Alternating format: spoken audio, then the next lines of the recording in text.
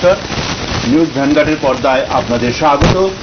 আজকে আমাদের বিশেষ টক শো ঝুলন যাত্রা মহোৎসব।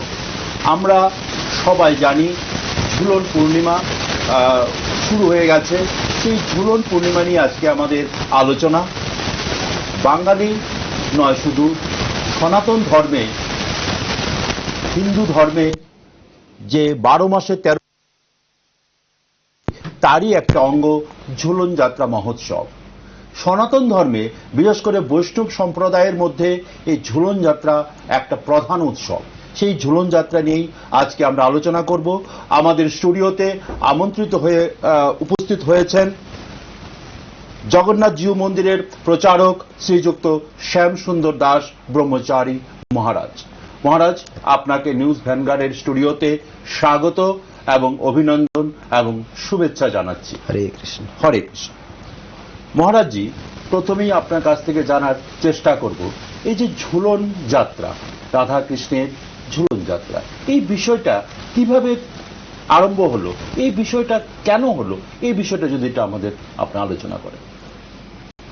প্রথমত বিশেষভাবে আমাদের যে সনাতনীগণের যে দর্শন, সনাতন দর্শন, এর মূল বিষয় হলো 3টি বিষয়: ঈশ্বর বিশ্বাস, জন্মান্তরবাদ এবং শাস্ত্র বিশ্বাস, শ্রুতি শাস্ত্র বিশ্বাস।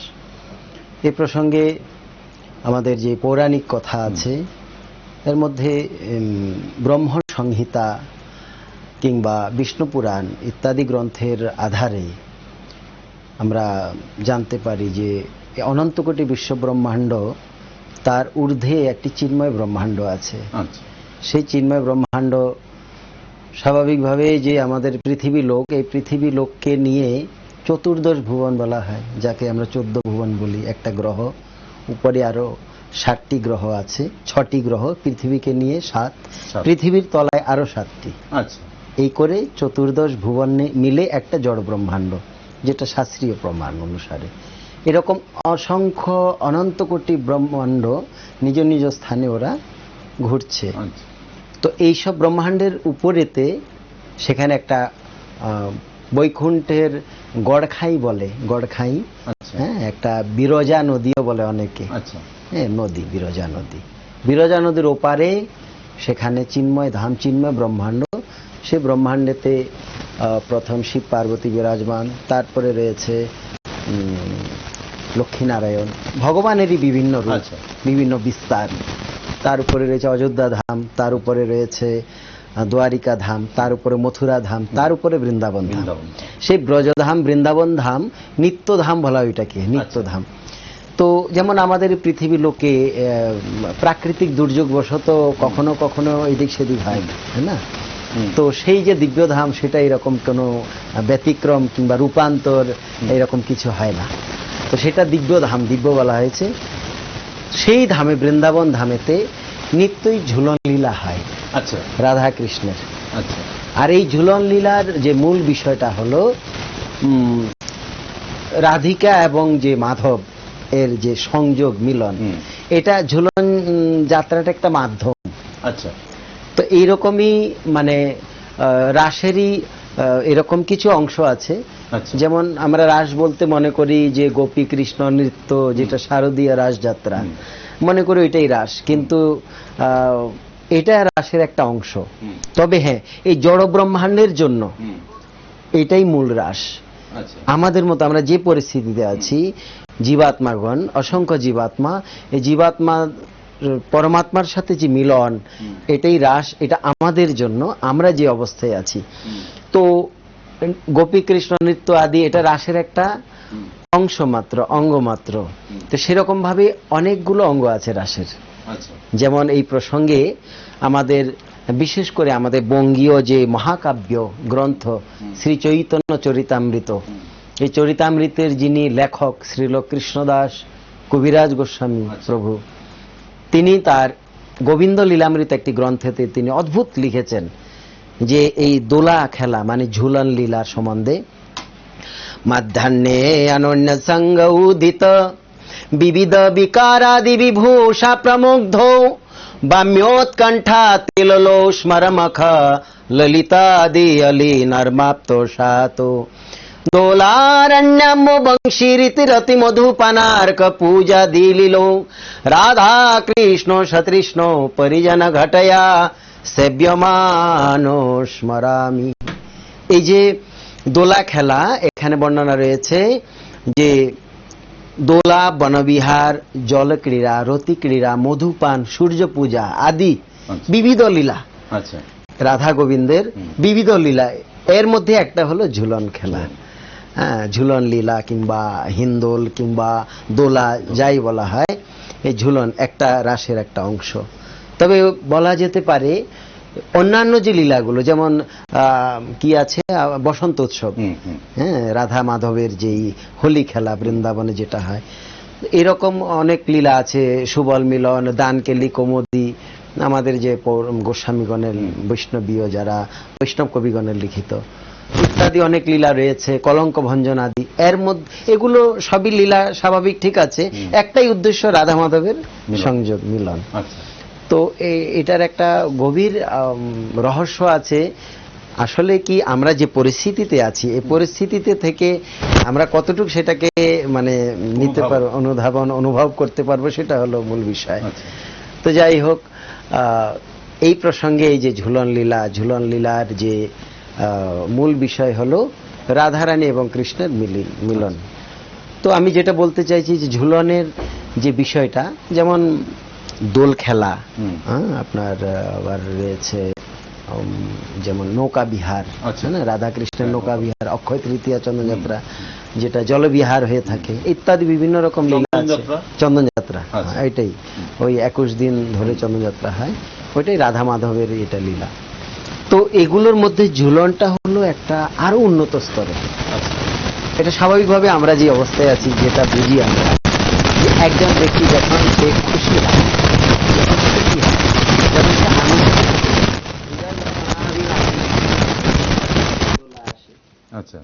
শরীরে দোলা আসে একদম। তো এইরকমই রাধা এবং মাধবের সংযোগে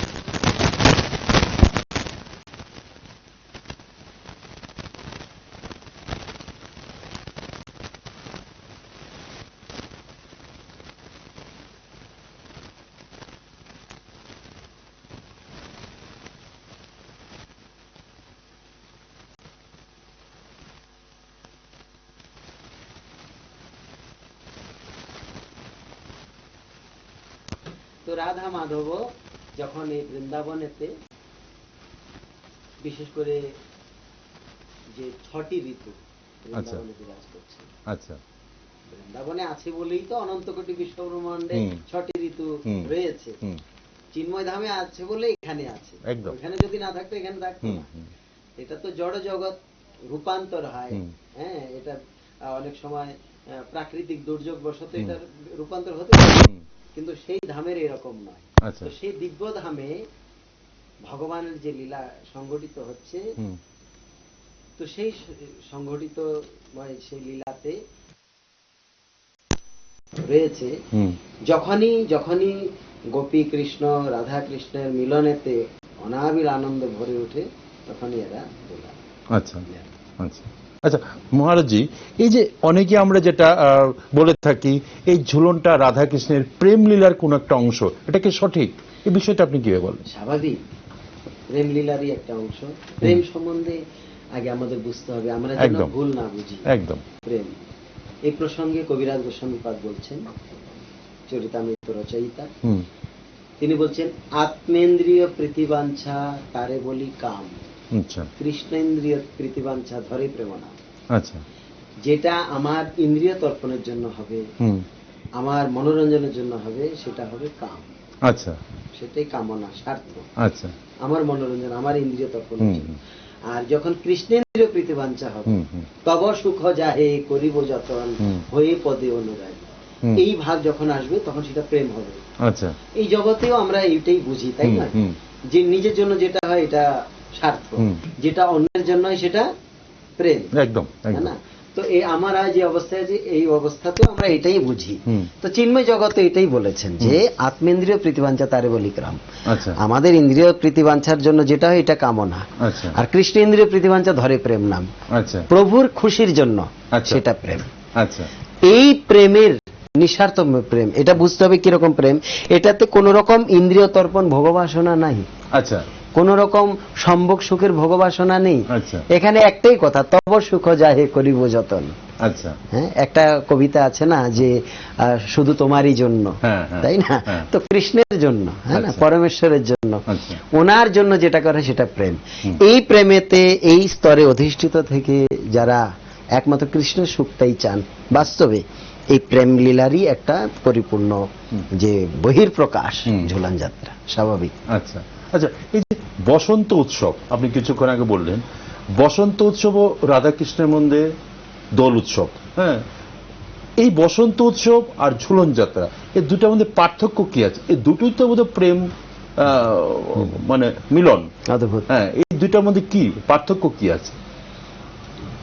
ভগবান পরমেশ্বরের লীলাতে পার্থক্য কিছুই নেই, তবে বুঝতে হবে ভগবান কৃষ্ণের যে লীলাগুলো বলেছে উত্তর উত্তর বৃদ্ধি পায়, আনন্দ বৃদ্ধি পায়। আচ্ছা, তো দোল খেলা থেকে আমি ঝুলন লীলাকে একটু আগেই দেখতে পারি, কিংবা একটু উন্নত স্তরেই দেখতে পারি। দোল খেলা হলো যেটা রং খেলা, হোলি খেলা, এটার মূল বিষয়টা হলো কি, এখানে যে কৃষ্ণ চাইছেন যে প্রিয়াজু রাধারানীকে আমার রঙে রঙিয়ে দিতে, কৃষ্ণবর্ণে রঙিয়ে দিতে। আচ্ছা, রাধিকা চাইছেন না, মাধবকে আমি আমার রঙে রঙিয়ে দেব। আচ্ছা, না, তো মানে এক অপরের প্রতি যে শ্রদ্ধা নিবেদন, এক অপরের প্রতি যে ভাব নিবেদন, এটাই হলো দোল খেলার মূল বিষয়। তবে হ্যাঁ, কবিরাজ গোস্বামীপদ অদ্ভুত বর্ণনা দিচ্ছেন যে এই দোল খেলা যে ফাল্গুনী পূর্ণিমা তিথি, এই তিথিতে কিন্তু গৌরচন্দ্রের আবির্ভাব, চৈতন্যদেবের। আচ্ছা, চৈতন্যদেব তিনি শাস্ত্রীয়ভাবে আমরা জানি রাধাকৃষ্ণের মিলিত তনু, সেই জন্য ওনার অঙ্গের বর্ণটা গৌর বর্ণ, গৌরাঙ্গ। ভগবান শ্রীকৃষ্ণ প্রিয়াজু রাধারানীকে তিনি মানে রঙাতে পারেন নাই, কারণ রাধারানীকে বলছেন প্রেমের পরিপূর্ণ বিগ্রহ। আচ্ছা, প্রেমের মূর্ত বিগ্রহ। কি প্রেম? কৃষ্ণ প্রেম।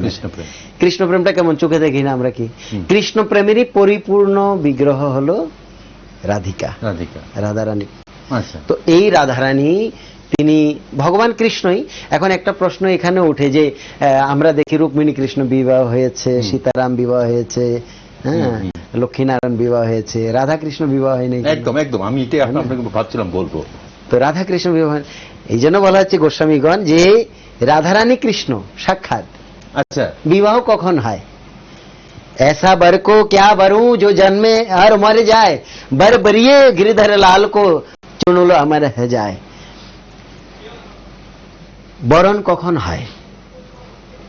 যখন আমি পৃথক, উনি পৃথক, উনি অপর কেউ, ওনাকে আমি বরণ করলাম। আচ্ছা, আর যখন আমি আর উনি এক, আচ্ছা, সেখানে বরণ। রাধাকৃষ্ণ এক, এক অদ্বিতীয়, অদ্ভুত, অদ্বিতীয়। রাধা কৃষ্ণ একই স্বরূপ। কবিরাজ গোস্বামীপাদ বলেছেন লীলা রস আস্বাদিতে ধরে দুই রূপ। আচ্ছা, তারা একজনই দুটি রূপ ধারণ করেছেন। অনেকে বলে ব্রহ্ম শক্তি, ব্রহ্ম শক্তি তিনি স্ত্রী স্বরূপিণী। অনেকে বলে না, ব্রহ্ম পুরুষোত্তম, পরম পুরুষ, তিনি মানে পুরুষ স্বরূপ, পুরুষোত্তম ভগবান। গৌড়ীয় দর্শনে, গৌড়ীয় সিদ্ধান্তে সনাতনী যে বৈষ্ণবীয় গৌড়ীয় সম্প্রদায়, এই সিদ্ধান্তে কি বলেছেন? পরব্রহ্ম তিনি ব্রহ্মময়, তিনি যখন শক্তি স্বরূপিণী তখন তিনি রাধা রূপে। আচ্ছা, আর তিনি যখন শক্তিমান স্বরূপে রয়েছে তিনি কৃষ্ণ রূপে। আচ্ছা, উভয়ই, তিনি শক্তিও শক্তিমানও।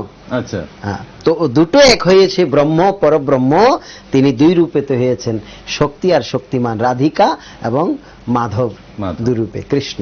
আচ্ছা, তো এই জন্য এখানে কোনো বিবাহের কথা নাই, একই ব্যক্তি, এখানে বিবাহের কি আছে? আচ্ছা, এই জন্য রাধাকৃষ্ণের বিবাহের কোনো কথা নেই। যাই হোক, হোলি খেলা যে বিষয়টা আমরা আলোচনা করছিলাম, এখানে রাধারানী বলছেন যে আজ তোমাকে আমি রঙিয়ে দিব। অদ্ভুত কবিতায় বলেছেন, আজ হোলি খেলবো শ্যাম তোমার সনে, একলা পেয়েছি তোমায় কুঞ্জ বনে। আজ তোমাকে একা পেয়ে গেছি, এটা মূল বিষয়টাই হলো আমরা যে যাকে ভালোবাসি তার সাথে আদান প্রদান করে, ভাবের আদান প্রদান, কোন একটা দ্রব্যের আদান প্রদান করে আমরা আনন্দ পাই, এটাই সঙ্গ। আচ্ছা, এই সঙ্গ মানে এটাই নয় যে হয়তো আমরা ওনার সান্নিধ্যে থাকলে সঙ্গ। সঙ্গের 6টি আদান প্রদানের কথা বলেছেন আমাদের ষড় গোস্বামীর অন্যতম রূপ গোস্বামী পাদ, যিনি হোসেন শাহের সময়ে বিত্তমন্ত্রী ছিলেন। তিনি পরে পরম বৈষ্ণব চৈতন্যদেবের অনুগামী হয়ে গেলেন।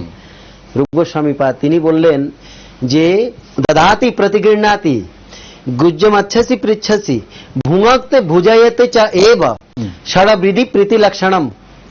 6টা প্রীতির লক্ষণ বলেছে, দেওয়া নেওয়া, ভোজন করা, ভোজন করানো, বলা শোনা।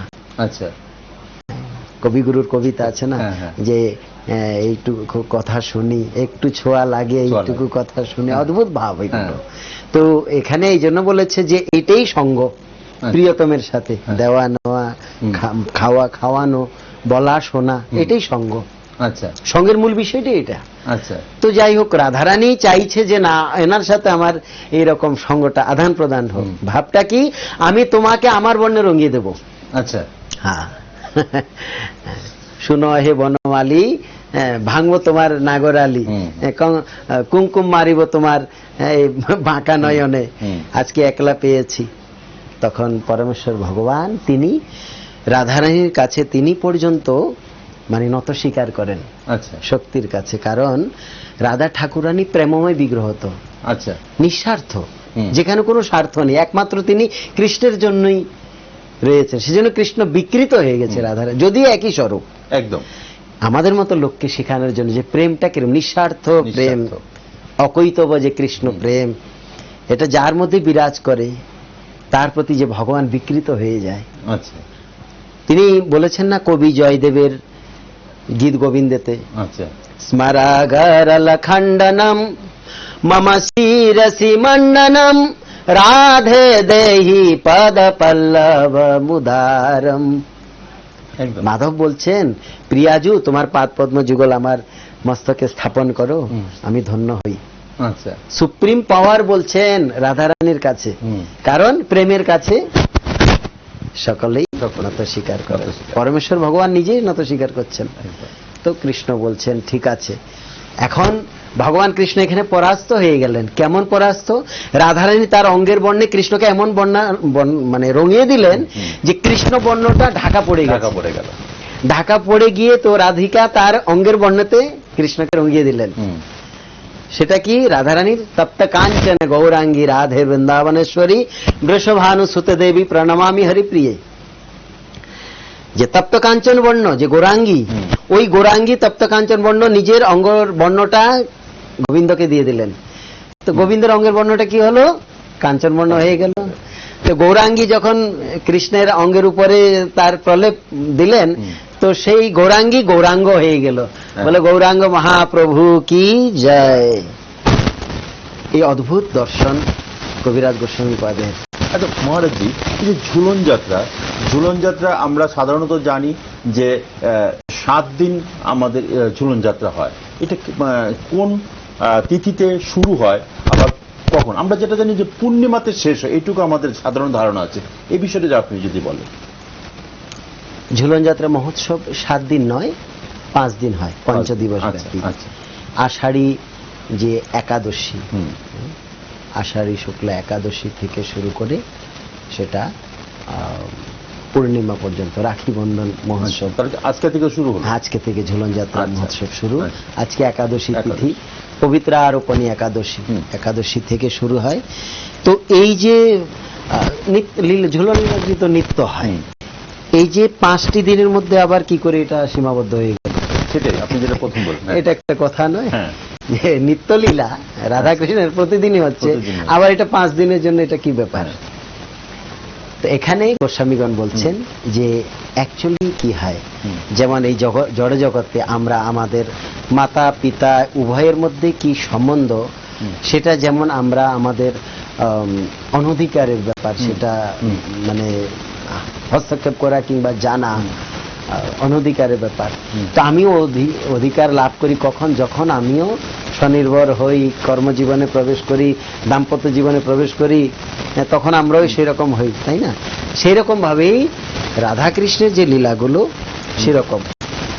তো এই যে ঝুলন লীলা আমাদের মতো লোককে এই জগতে যেন আমরা একটু এইদিকে এগোতে পারি, সেই জন্য নিত্যলীলাই, দোলা খেলা, ঝুলন লীলা, সেই জন্য ভগবান কৃষ্ণ কি করেছেন, এই যে বৃন্দাবন লীলায় যখন ওই দিব্যধামটা এই পৃথিবী লোকেতে এসে স্থাপিত হয়েছে, ভূলোকেতে, বৃন্দাবনেতে, সেখানে ঋতুকে দেখে, ঋতু উপযোগী যে বর্ষাকাল, বর্ষা ঋতু এবং শ্রাবণ মাস, প্রাকৃতিক সৌন্দর্য, অপ্রাকৃত বৃন্দাবনকে দেখে বৃন্দাদেবী এই ঝুলন যাত্রাটির আয়োজন করেছেন। আচ্ছা মহারাজজি, আপনার কাছ থেকে শুনবো, তার আগে আমরা একটু আপনার থেকে জানার আমরা চেষ্টা করব, এই যে ঝুলন, এই ঝুলন পূর্ণিমা আর এই ঝুলন যাত্রা আমরা যেটা জানি আমাদের ত্রিপুরা রাজ্যের বিভিন্ন প্রান্তে, গ্রাম থেকে শহর, শহর থেকে গ্রাম, আমাদের এই ঝুলন যাত্রা হয়। অনেক সময় এখন যদি অনেকটা কমে গেছে, একটা সময় দেখা যেত ছোট ছোট বাচ্চারা তাদের বাড়ি ঘরে ঝুলন পূর্ণিমা করছে, রাধা কৃষ্ণের ঝুলন যাত্রা অনুষ্ঠান করছে। যদিও এখন কালের যুগে বা .com-এর যুগে বা সেই বাচ্চাদের সেই ধরনের পরিবেশের অভাবে কিছুটা কমে গেছে, কিন্তু আমরা ছোটবেলায় লক্ষ্য করেছি প্রতি পাড়াতে দু একটি বাড়িতে ঝুলন যাত্রা হতো, কিন্তু এখন আস্তে আস্তে কালের বিলম্বে চলে গেছে। এই যে সময়ে যে ঝুলন যাত্রাটা, উৎসবটা, মহোৎসবটা হয়, এই বিষয়টা আপনি যেটা বলছিলেন, এটা যদি আবার বলেন, এই যে সময় এখন মানে কেন এই সময় কেন হয়, এটা আপনি বলছিলেন, বলেন। এটার মূল বিষয় হলো যে 6টা ঋতু, গ্রীষ্ম, বর্ষা, শরৎ, হেমন্ত, শীত, বসন্ত, 6টা ঋতুই বৃন্দাবনেতে পরিপূর্ণ রয়েছে। এবং সেই ধামে আছে বলেই আমাদের এই জড় জগতে সেটা আমরা উপভোগ করতে পারছি, ঋতুর যে একটা উপভোগ, আনন্দ। এর মধ্যে যে বর্ষা ঋতু, গ্রীষ্মের পরে যে বর্ষা আসে, বর্ষাতে কি হয়, বৃষ্টি বর্ষিত হয়, এতে কি হয়, গাভীগুলি খুব সুন্দর আনন্দে বিচরণ করতে থাকে, ঘাস তারা পায়। ভাগবত এমনও বর্ণনা করছেন যে সেই যে বৃন্দাবনের ধেনুগুলি, কামধেনু, সেগুলো স্বতঃস্ফূর্ত ভাবে তারা দুগ্ধ প্রদান করছে, দহন করতে হচ্ছে না। এত আনন্দিত তারা ব্রজের এই অপ্রাকৃত সৌন্দর্য এর মধ্যে যে গুল্মলতা, ঘাস পেয়ে, খাদ্য পেয়ে এত আনন্দিত ব্রজেতে তারা। তো তারা তাদের যে স্তনযুগল থেকে, স্তন আদি থেকে দুগ্ধ স্বাভাবিকভাবে স্খলিত হচ্ছে, ভূমিতে পড়ছে, অদ্ভুত। তো এই যে সৌন্দর্য, পাখিগণ কলরব করছেন বৃক্ষের ডালি ডালিতে, গোবর্ধন পর্বত, চতুর্দিক পরিপূর্ণ সরোবর, প্রফুল্লিত তরুবর, এই প্রসঙ্গে সুন্দর বর্ণনা করছেন ভাগবতেতে, যে অদ্ভুত সুন্দর এখানে মনের যে একটা ভাব প্রকাশ করছেন আমাদের দীনকৃষ্ণ দাস ওনার কবিতাতে, যে সারিসু কপিক বেড়ল কুঞ্জ, ঘেরি ঘেরি ঘেরি বলরি, হিন্দোলা রচিত কুসুম পুঞ্জ, অলিকুলতা হে বিহারে গুঞ্জরে। সারিসু কপিক বেড়ল কুঞ্জ, ঘেরি ঘেরি ঘেরি বলরি, আজ কুঞ্জে রাধা মাধব ঝুলরি। সুখ, সারি, পিক, এরা ডালিতে বসে বসে কলরব করছেন। অদ্ভুত ব্যাপার। কলরবটা কিরকম? কুহু কুহু কলরব নয়, ওরা কি কলরব করছেন? রাধে রাধে, রাধে। কাক বলছেন রা, সুখ বলছে ধে, রা ধে। অদ্ভুত। হ্যাঁ, আসলে সে চিন্ময় ভূমিতে পশু পাখি সকলেই চিন্ময়। এরা ইচ্ছা করেই পশু পাখি হয়ে এসছে। ঋষি ছিল, মুনি ঋষি, সাধকই ছিল, জীব জগতের আমাদের মতোই কেউ ছিল। তারা ভেবেছে আমাদের প্রজাতিটা মানে বেশি প্রাধান্য নয় আমাদের নিকটে, কোন প্রজাতি শরীর ধারণ করলাম, প্রজাতি প্রাণী। আমাদের কথা হলো প্রভুর সান্নিধ্যে যেন আমরা যেতে পারি। হ্যাঁ, এইটুকু কথা শুনি, একটু ছোঁয়া লাগে, যদি একটু ছোঁয়া লাগে ওনার, এটাই ওদের। এই জন্য এই প্রাকৃতিক সৌন্দর্য দেখে বৃন্দাদেবী আর থাকতে পারছেন না। তো এইবার বৃন্দা দেবী কি করলেন, ঝুলন লীলার আয়োজন করলেন। বৃন্দা দেবী মানে রাধিকা, বৃন্দা দেবী মানে তুলসী দেবী। এখানে পৌরাণিক আর একটা কথা আছে, বিষ্ণু পুরাণে আমরা জানি তুলসী দেবীর উপস্থিতি ছাড়া কোনো লীলাই পুষ্ট হয় না। আচ্ছা, যদি আমরা তুলসী দেবীকে একটা বৃক্ষরূপে দেখি, এটা রূপান্তর হয়েছে। আচ্ছা, তুলসী দেবী দেবী স্বরূপিনী, রাধা ঠাকুরানীর মতোই একজন। আচ্ছা, তুলসী দেবী তো অনেক সময় আমরা অনেক পুস্তকে দেখি লক্ষ্মী হিসেবে পূজিত হয়। হ্যাঁ, লক্ষ্মী হিসেবে বলা যেতে পারে। লক্ষ্মী এবং যে তুলসী, এর মধ্যে ভেদ আছে কি, তুলসী দেবী আমাদের সনাতনীগণের নয়, শুধু তুলসী দেবী পরমেশ্বর ভগবানের প্রত্যেক লীলাতে তিনি অংশগ্রহণ করেন। আর তুলসীর উপস্থিতি না হলে সে লীলা পুষ্ট হয় না। সেটা কোন তুলসী? একটা তো আছে কৃষ্ণ তুলসী, আর একটা আছে এমনি তুলসী, মানে স্বাভাবিক তুলসী। সেটা কোন তুলসী? তুলসীর যে ইয়েটা কৃষ্ণ তুলসী, যেটা যার পাতাটা স্বাভাবিক, কেমন স্বাভাবিক যে পাতাটা। এখন সংযোগে মিশ্রণে অনেক রকম হয়ে যেতে পারে, মাটির মিশ্রণে অনেক রকম পাতার কালার চেঞ্জ হতে পারে, কিংবা আকার পরিবর্তন হতে পারে। কিন্তু তুলসী যেটা স্বাভাবিক তুলসী, যেটা আমরা পুজো করি, কালো তুলসী রূপান্তর, যেমন বৃন্দাবনে, ইউপিতে আপনি জানেন, এখানে তুলসী গুলো একদম ছোট ছোট পাবেন, কালো কালো। হ্যাঁ, মাটি এবং আবহাওয়ার পরিবর্তন। ধারণা মানুষের মধ্যে আছে, সেটা কি ভুল, যে স্বাভাবিক যে তুলসী, সেই তুলসীর সঙ্গে কালো তুলসী নাকি রাখে, এটা নাকি কৃষ্ণ তুলসী রাখতে লাগে মানুষের, আমাদের হিন্দু বাড়িঘরে। এটা কি তার ধারণাটা ভুল? এ বিষয়ে পৌরাণিক কোনো তথ্য হয়তোবা থাকতে পারে, আমার জানা নাই। তবে তুলসী আমরা কি করে নির্ণয় করতে পারি, তুলসীর মধ্যে যে ঘ্রাণ আছে এবং তুলসীর যে রসটা নিয়ে আমরা যেটা ঝাঁঝ একটা আমরা অনুভব করি, সেটা নিয়ে আমরা অনুভব করতে পারি এটা তুলসী। হয়তো তার রংটা পরিবর্তন হতে পারে, আকার পরিবর্তন হতে পারে, এইভাবে আমরা তুলসীকে আমরা করতে পারি। তো তুলসী দেবীর উপস্থিতি ছাড়া এই লীলা হয় না। শুধু তাই না, দেখুন প্রত্যেক কাজে তুলসীর উপস্থিতি আছে। আমরা ধর্মীয় যে কোনো কাজই করি, দেখুন কোন ব্যক্তি যদি প্রয়াত হয়, তখনও তুলসী দেবীর উপস্থিতি আমরা জানি। কেন এনার উপস্থিতিটা অদ্ভুত। তুলসী দেবী আমার মতো একজন ব্যক্তির জীবনে, ব্যক্তির পাশেও থাকে, এবং চিন্ময় ধামেতেও ওনার অবস্থান আছে। এই জন্য তুলসী দেবী সাক্ষী দেন, আমি এখানে কি করছি, ইনি সাক্ষী দিবেন সেখানে গিয়ে। এই জন্য তুলসীকে আমরা সাথে রাখি। তো তুলসী দেবী এই লীলাগুলো মানে করেন, মানে পরিচালনা করেন। তুলসী দেবীর পরিচালনা ছাড়া হবে না। এই জন্য আমরা বিশেষ করে যারা সনাতনীগণ আছে, মন্দিরে পুজো আদি করি, বিশেষ করে বৈষ্ণবগণ, তারা দেখবেন বৃন্দা রানীকে একটা টবের মধ্যে করে পৃথকভাবে সেখানে পুজো হয়, তো নিয়ে রেখে দেয়। পুজো শেষ আবার তুলসী দেবীকে মন্দিরের বাইরে নিয়ে আসেন, কেন বৃন্দা দেবী পূজাটা পরিচালনা করছে, এটা শাস্ত্রীয় মত অনুসারে। আমরা শুধু ওনার আনুগত্য স্বীকার করছি, স্বীকার করে পুজো করছি। আর তুলসী কৃপা না হলে আমরা ভগবানকে লাভ করতে পারি না। এই প্রসঙ্গে আমার গুরুপাদ পদ্ম বলছেন, শ্রীমৎ ভক্তিবল্লভ তীর্থ গোস্বামী মহারাজ, তিনি বললেন যে আমরা এই জড় জগতে কে বৈষ্ণব, কে সাধক, কে বৈষ্ণব নয়, কে ভক্ত নয়, আমরা ডিসাইড করতে পারবো না, হ্যাঁ না, আমরা নির্ণয় করতে পারবো না।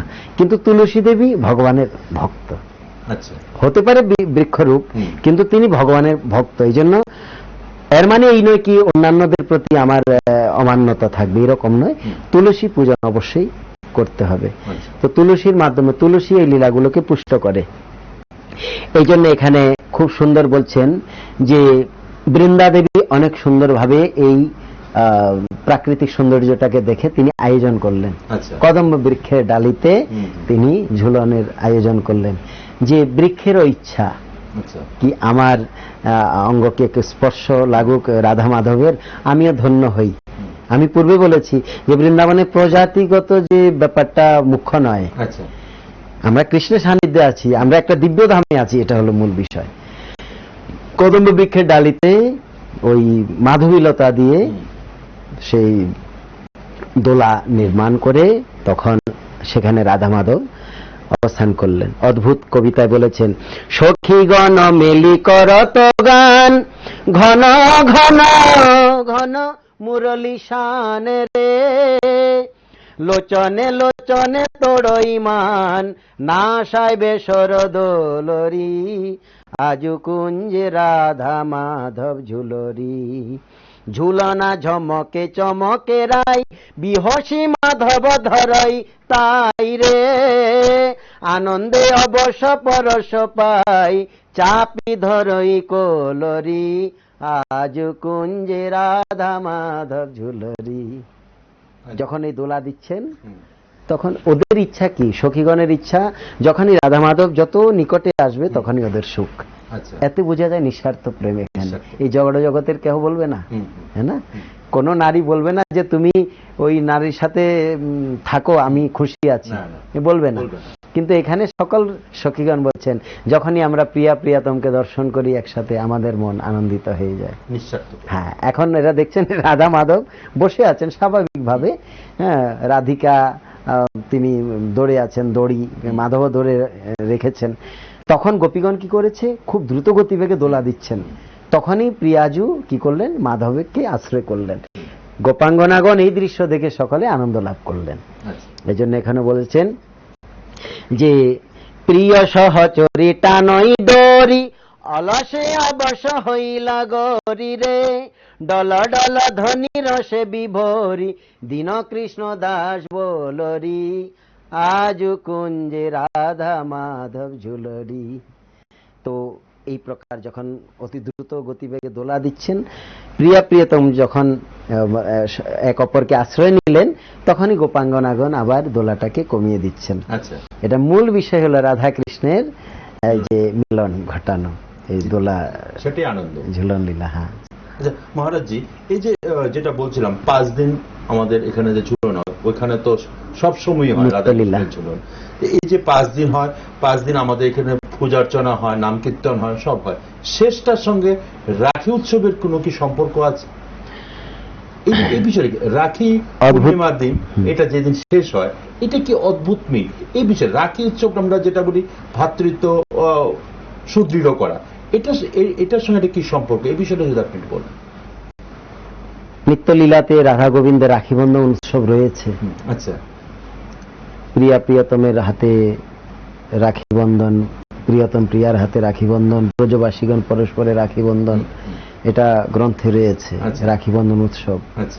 যদিও আমরা কবিগুরু থেকে বিশেষ অনুপ্রেরণা লাভ করেছি এই রাখি বন্ধন মহোৎসবের, তো তারপরে এই রাখি বন্ধন মহোৎসব প্রত্যেক যুগেই ভগবান অনুপ্রেরণা দিয়েছেন। এই প্রসঙ্গে সত্যযুগের একটা ঘটনা আমরা শুনতে পাই ভাগবত থেকে কিংবা বিভিন্ন পুরাণ থেকে, কি এক সময় ভগবান বামনদেব তিনি বামন রূপ নিয়ে বলিকে ছল করে বলির সবকিছু নিয়ে নিলেন। তো বলি রাজার কাছে ভগবান বিকৃত হয়ে গেলেন, কারণ বলি শরণাগত হয়ে গেলেন, একদম সম্পূর্ণ সমর্পিত হয়ে গেলেন, সব নিঃস্ব হয়ে গেল, তারপরে সমর্পিত হয়ে গেলেন। তো তিনি বিকৃত হয়ে গেলেন। তো বলিকে বললেন আমি তোমাকে সুতলপুরি দিচ্ছি, ওই যে আপনাকে বললাম চতুর্দশ ভুবনের মধ্যে একটা নিচে গ্রহ আছে সুতল গ্রহ, সুতলপুরি, সুতলপুরি তোমাকে দিয়ে দিচ্ছি, এর থেকে তোমাকে কেউ বিতাড়িত করবে না কখনো। স্বাভাবিকভাবে আমরা কিন্তু বিতাড়িত হয়ে যাই। কিভাবে বিতাড়িত হই? মায়াদেবী বিতাড়িত করে, এই জড় জগতের কেহ নয়। কিভাবে? আমরা সবকিছু ছেড়ে দিয়ে চলে যাই না, কিংবা স্বাভাবিকভাবে স্থানান্তর হয়ে যাই। আমরা ইচ্ছা করলেও সেই স্থানটিতে থাকতে পারি না, এটাও একটা ভগবানের ইচ্ছা। এই প্রসঙ্গে একটা লোকগীতি রয়েছে না, পরের জায়গা পরের জমিন ঘর বানাইয়া আমি রই, আমি তো সে ঘরের মালিক নই। স্বাভাবিকভাবে আমরা চলে যাবো, এখানে এসছি, রূপান্তর হয়ে যায়, স্থানান্তর হয় এইসব। তো কিন্তু সেখানে এরকম নয়। তো বলি রাজাকে বলছে এরকম হবে না তোমার, আমি নিজে তোমাকে লিখে দিচ্ছি। তখন বলি রাজা বলছে আমার একটা কথা আছে, কি তুমি আমার এই রাজভবনের সম্মুখে অবস্থান করতে হবে। তখন বলি রাজার কথায় ভগবান দ্বারপাল হয়ে গেলেন। আচ্ছা, দ্বারপাল হয়ে বলি রাজার দুয়ারে দাঁড়িয়ে। হ্যাঁ, এরকম ভগবান পরমেশ্বর দয়ালু। লক্ষ্মী দেবী দেখছেন বৈকুণ্ঠে নারায়ণ নাই। আচ্ছা, ব্যাপারটা কি? খবর নিলেন যে বলি সুতলপুরীতে বলি রাজা দ্বারপাল হয়ে আছে। আচ্ছা, লক্ষ্মী দেবী এলেন, এই কি ব্যাপার, আমার একটা মান সম্মান আছে, তো আমি লক্ষ্মী জগৎকে ধন দান করি, সম্পদ দান করি, তুমি আমার প্রতি এখানে চলো। লক্ষ্মী দেবী নিতে এসছে। নারায়ণ বললেন, দেখো প্রিয়া, আমি তো আমার ভক্তের অধীনে আছি, সে তো আমাকে কিনে নিয়েছে, আমি কি করব? সে তার প্রেমের দ্বারা, শরণাগতির দ্বারা আমাকে নিয়ে নিয়েছে, তো আমি কি করবো? এখন একা একা থাকবো এখানে, চলো। বলছে, তুমি আমাকে যদি নিতে চাও তাহলে সন্ধি করো বলি রাজার। আচ্ছা, এই জন্য প্রেমের দ্বারা সবকিছুই হয়, আচ্ছা, হ্যাঁ না? এটা প্রেমের একটা বহির্প্রকাশ বলা যেতে পারে, রাখি বন্ধন মহোৎসব, হ্যাঁ না? প্রেমের একটা বহির্প্রকাশ। এর মাধ্যমে আমরা এক অপরের সাথে বন্ধন, ভ্রাতৃত্ব বন্ধন, কিংবা প্রত্যেকের সঙ্গে আমরা এই বন্ধনটা মহোৎসবের মাধ্যমে আমরা করতে পারি। লক্ষ্মী দেবী, বলছি এটা, লক্ষ্মী দেবী ভেতরে প্রবেশ করলেন। প্রবেশ করার পরে তখন বলি রাজা লক্ষ্মী পুজো করলেন ভালো করে, এসো মা লক্ষ্মী, বসো ঘরে, আমার এই ঘরে থেকে ভালো করে। খুশি হয়ে গেলেন, লক্ষ্মীর পুজো করলেন। লক্ষ্মী বলল, ঠিক আছে, তুমি আমার পুজো করলে, তবে আমার ইচ্ছে তোমার সাথে আমি একটা সম্বন্ধ করবো। বলে, কি? হ্যাঁ, আমি তোমার হাতে রাখি বেঁধে দেবো, রক্ষা কবচ, একে বলা হয় রক্ষা কবচ। সংস্কৃতে বলেছে, শাস্ত্রীয় ভাষায় রক্ষা কবচ, এটারই আমরা বঙ্গীয় ভাষায় বলি রাখি বন্ধন মহোৎসব। তো রক্ষা কবচ তোমার হাতে আমি বেঁধে দিচ্ছি। তো বলি রাজার হাতে রক্ষা কবচ বেঁধে দিলেন। তো স্বাভাবিকভাবে বোন কি করে, যখন রাখি বেঁধে দেয় ভাইয়ের হাতে, তো ভাইয়ের কর্তব্য হয় বোনকে কিছু দেওয়া। মন্ত্র হলো জ্ঞানবদ্ধ বলি রাজা দানবেদ্র মহাবল, মন্ত্র বলে রাখি বন্ধন হয়ে গেল। বলি রাজা বলল, লক্ষ্মী দেবী, তুমি আমাকে রাখি বন্ধন করেছো, আমি তোমাকে কি দিতে পারি? তুমি তো লক্ষ্মী, জগৎকে সব ধন সম্পদ দান করো, তোমাকে দেওয়ার মতো কি আছে? লক্ষ্মী দেবী বললেন যে, রাজান, আমাকে কিছু দিতে হবে না, আমার প্রভুকে ফিরিয়ে দিন। আচ্ছা, আমার প্রভুকে যে আপনি এখানে দ্বারপাল করে রেখেছেন, এখানে এনাকে ফিরিয়ে দিন। তো বলি রাজা বলল, ঠিক আছে দেবীর লক্ষ্মী মা, তুমি যদি বলো, তুমি প্রভুকে নিয়ে যেতে পারো। তখন ভগবান এক স্বরূপেতে বৈকুণ্ঠ চলে গেলেন, এক স্বরূপেতে বলি রাজার এখানে রয়ে গেলেন, যেহেতু তিনি সর্বশক্তিমান। তো এই সেখানে একটা রাখি বন্ধনের কথা এভাবে আমরা শুনতে পাই। আর একটি রাখি বন্ধনের কথা আছে, যেমন দেবতা এবং অসুরগণ যখন সমুদ্র বন্ধন করবেন, সমুদ্র মন্থন, এই সমুদ্র মন্থনের পূর্বে ভগবান কৃষ্ণই বলেছেন যে তাদের নিকটে গিয়ে সন্ধি করো। একটা বৃহৎ বস্তু, বিরাট স্বার্থের জন্য কিছু কিছু ক্ষুদ্র স্বার্থ পরিত্যাগ করা, এটা স্বাভাবিক, আমাদের জীবনে করতে হবে, নাই তো হবে না। বৃহৎ স্বার্থ কি? সবার জন্য, মানুষের জন্য, সেখানে কিছু কিছু ক্ষুদ্র স্বার্থ পরিত্যাগ করতে হয়। তখন এটা রাজনৈতিক যদিও শিক্ষা। তো ভগবান কৃষ্ণ বলছে সন্ধি করো। তখন দেবতাগণ বলি রাজার কাছে গিয়ে সন্ধি করলেন, সেখানেও রাখি বন্ধনের কথা আছে। তো এই যে ঝুলন রাখি, অবশ্যই রাখি পূর্ণিমা হয়ে আসে তখন থেকে। আমি যেটা বলছি, কবিগুরু আমাদের বিশেষভাবে ওনার কবিতার মাধ্যমে, ওনার আদেশ নির্দেশ উপদেশের মাধ্যমে আমাদের সেটা শিখিয়ে গেছেন, রাখি বন্ধন মহোৎসব। তো এটা মানে একটা সংযোগ আর কি, যে ঝুলন যাত্রারও সমাপন তিথি রাখি বন্ধন মহোৎসব সেই দিনই পড়েছে, এটা একটা সংযোগ। আচ্ছা মহারাজ, আমাদের সময় প্রায় শেষ দিকে, এই যে আমাদের ঝুলন পূর্ণিমার যে পুজোর যে পদ্ধতি, এই বিষয়টা যদি একটু আলোচনা করেন। ঝুলনের যে বিষয়, এই প্রসঙ্গে আত্মবোধ সেবায় ঝুলনেতে ভগবানকে উঠানোর যে সময়টা হলো বিকেল বেলা। আচ্ছা, বিকেল বেলাতে ভগবান একাদশী দিন, একাদশী তিথিতে বিকেলে মুহূর্ত দেখে, একটা অমৃত যুগ দেখে, সেই মুহূর্তে রাধারানী এবং কৃষ্ণকে, মাধবকে শঙ্খ নিনাদ করে, চামর এর দ্বারা কিংবা হরিনাম সংকীর্তনের দ্বারা আগে আগে পবিত্র জল ছিটিয়ে ছত্র ধারণ করে প্রভুকে ঝুলন মঞ্চেতে বসানো হয়। তারপর সেখানে ভোগ নিবেদন হয়। আচ্ছা, ভোগ নিবেদন করে তার আরতি করা হয়। আচ্ছা, এটা 5 দিনের এই নিয়ম। আরতি করে তারপরে সেখানে ভগবানকে দোলা দেওয়া হয় সন্ধ্যায়, প্রতিদিন সন্ধ্যায়। হ্যাঁ, সন্ধ্যায়। আচ্ছা, সেটা বিকেল 5টা থেকে শুরু হয়। আচ্ছা, এটা নির্দিষ্ট একটা সময় দেখে, পবিত্র সময় দেখে। বিকেল 5টা থেকে শুরু হয়, সেটা চলতে থাকে। চলতে চলতে আরতির পর ভগবানকে দোলা দেওয়া হয়। দোলা দেওয়ার পর যখন রাত প্রায় 9:30 বাজে, তখন প্রভুকে সংকীর্তন করে আবার মূল মন্দিরে নিয়ে আসা হয়। আচ্ছা, আনার পর রাতের যে ভোগটা সেখানে হয়, মন্দিরে দেওয়া মূল মন্দিরে দেওয়া হয়। আচ্ছা আচ্ছা। এইরকম ঝুলন। ভোগের ব্যাপারে কি কোনো বিশেষ কোনো কিছু আছে যে রাধা মাধবের কোন কি জিনিস ভোগে দেওয়া হয় এই ঝুলন উৎসবে? হ্যাঁ, বিশেষভাবে এই সময় একটু গরম বেশি তো না, বর্ষাকাল কিংবা একটু গরম, তো এই সময়ে ভগবানকে কিছু পানীয়, বিশেষভাবে পানীয় যে তরল পদার্থ নিবেদন করা হয় এবং বিভিন্ন প্রকার মিষ্টান্ন, মিষ্টান্ন এবং মিষ্টি জাতীয়, দুগ্ধ জাতীয় যে দ্রব্য আদি নিবেদন করা হয়, ফল নিবেদন করা হয় এবং বিভিন্ন রকম রয়েছে ভগবানের নিবেদনে। বিশেষভাবে মধ্যাহ্নে অন্নভোগটা লাগে এবং রাত্রিবেলা, এবং কোন কোন স্থানে সকালবেলা অন্নভোগ লাগে। তাছাড়া ভক্ত যাই খাবে ভগবানকে দিয়ে তো খাবে। তো বিশেষভাবে ঝুলনেতে হয় বিভিন্ন রকম 56 ভোগ হয়, পিঠে পানা, বিভিন্ন প্রকার পিঠা। শাস্ত্রে বর্ণনা রয়েছে যে এখানে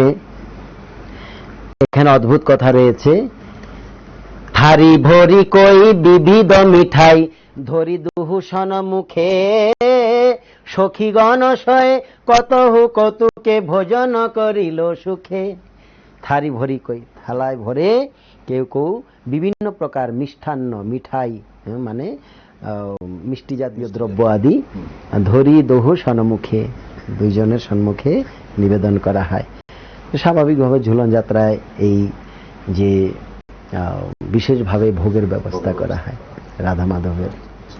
এই ঝুলন পূর্ণিমা, ঝুলন যাত্রা একটা সময় আমাদের রাজ্য আমরা দেখেছি প্রচন্ড জাঁকজমকপূর্ণ হয়, এখনো হয়, কিন্তু এই যে আগে ছোট ছোট ছেলেমেয়েরা বাড়িতে ঘর বানিয়ে ঝুলন পূর্ণিমা করতে, এখানে অনেক কিছু দিয়ে সাজাতো, এই জিনিসটা এখন আর দেখা যাচ্ছে না, এটা কারণটা? হ্যাঁ, এটা আপনি এর আগে বলেছেন, স্বাভাবিক।